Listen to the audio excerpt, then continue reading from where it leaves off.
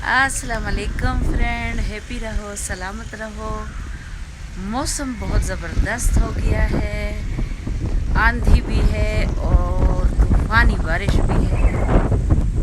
आंधी और तूफ़ान है बहुत ज़बरदस्त। अल्लाह पाक खैर की बारिश बरसाए, लेकिन अब बहुत ज़रूरत थी, गर्मी हो गई थी। बहुत अच्छा लगा, बहुत ज़बरदस्त। गर्मी हमें बिल्कुल पसंद नहीं है। मौसम बहुत खूबसूरत हो गया है, बहुत ज़्यादा माशाल्लाह। अल्लाह पाक आपकी तरफ भी ऐसे ही बारिश बरसाए और मौसम खूबसूरत रखे। आमीन सुमा आमीन।